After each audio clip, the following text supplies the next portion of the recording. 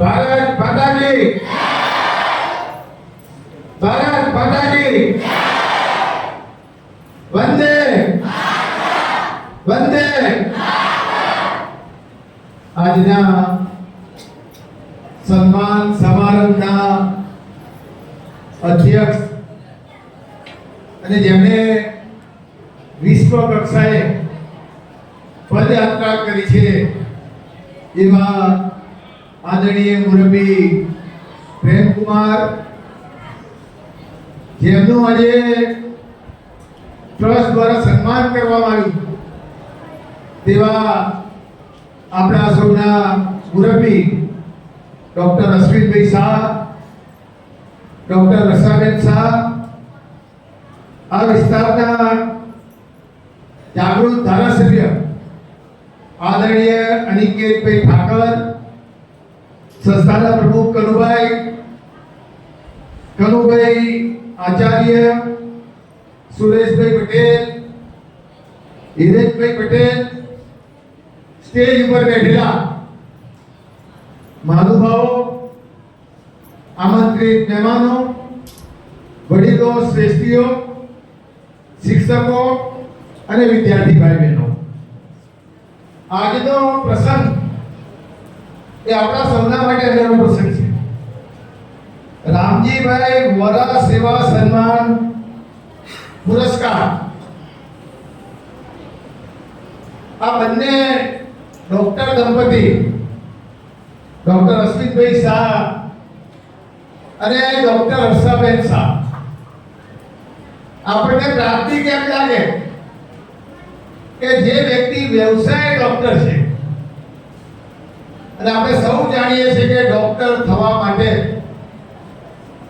અભ્યાસ કરવો પડે, જીવનના લગભગ 27-28 વર્ષ પછી ડોક્ટરની ડિગ્રી મળે અને ડિગ્રી મળ્યા પછી સ્વાભાવિક રીતે પ્રેક્ટિસ કરીને પોતાના પરિવારને આર્થિક રીતે મજબૂત કરવાનું કામ ડોક્ટરો વિચારતા હોય છે. ત્યારે આ બંને ડોક્ટર મિત્રોએ નવસારી જિલ્લામાં સમાજ પ્રત્યે એમની પણ કઈ જવાબદારી છે. કોઈ પણ જાતની અપેક્ષા રાખ્યા વગર સમાજના જુદા જુદા વર્ગોને વધુને વધુ ઉપયોગી કેવી રીતે થઈ શકાય એ દ્રષ્ટિને ધ્યાનમાં રાખીને એમને મહત્વનું કામ કર્યું છે. એમનું સન્માન પત્ર આપણા ભાઈ એનાઉન્સરે ડિટેલમાં વાંચ્યું અને સન્માન પત્ર જ્યારે વાંચતા હતા ત્યારે આપણને પણ એમ લાગે કે રામજીભાઈ વોરા સન્માન સમિતિમાં ભાઈ પ્રેમકુમાર અને એમની સાથે સંકળાયેલા કમિટીના તમામ સભ્યોએ રામજીભાઈને શોભે એવા વ્યક્તિને શોધીને આજે સન્માન કરવામાં આવ્યું છે. આપણા સૌના માટે ગૌરવની બાબત. અહીંયા આગળ બનાસકાંઠા પાલનપુરના વડીલો બેઠા છે. મારી દ્રષ્ટિએ મોટાભાગના જે વડીલો છે એ 60 ઉપરના છે, કોઈ 65 ના હશે, 70 ના હશે, પણ 60 થી બધા ઉપરના છે. ત્યારે રામજીભાઈએ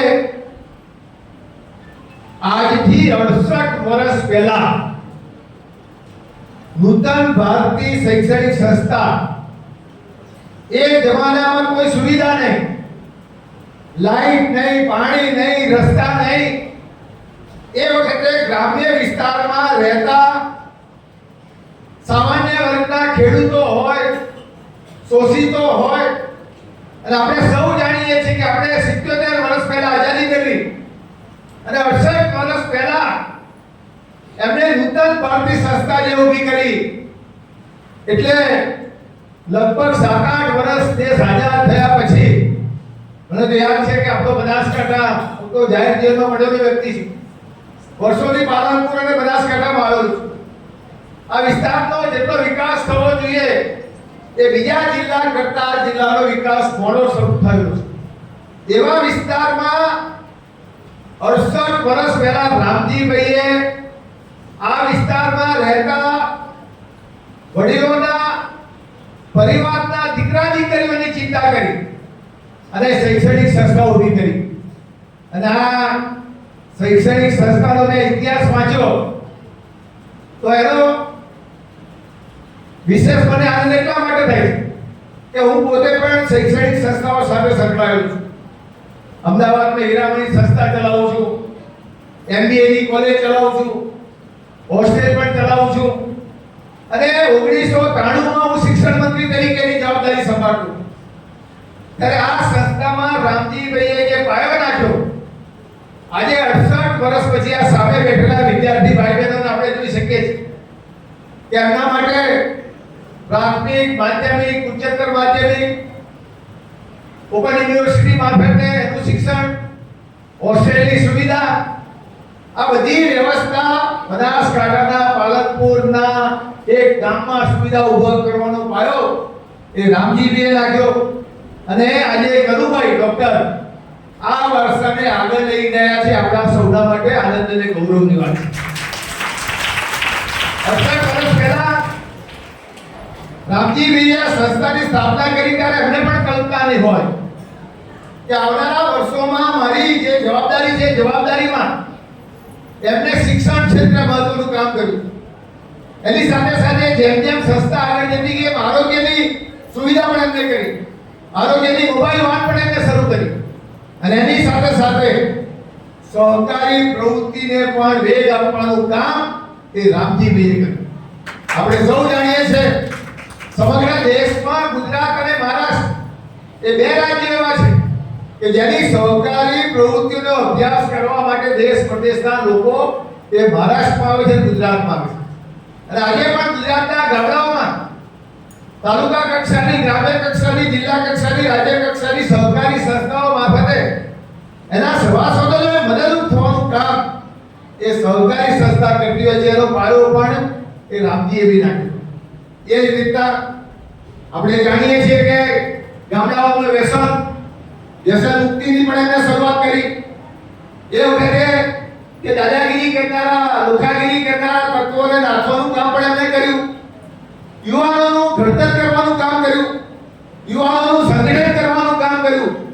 એવી સંસ્થા આજે 68 વર્ષે આજે ડોક્ટર અશ્વિનભાઈ શાહ અને ડોક્ટર હર્ષાબેન શાહને જે આપણે પુરસ્કાર આપ્યો, એનું સન્માન કર્યું, એ બદલ સંસ્થાના તમામ મિત્રો, મુરબ્બીઓ, ભાઈઓ, બહેનો, આ સંસ્થા સાથે સંકળાયેલા આચાર્ય, શિક્ષકો અને કર્મચારીઓને પણ આપણે જેટલી શુભેચ્છા પાઠવીએ તેટલા અભિનંદન આપીએ તો ઓછા છે.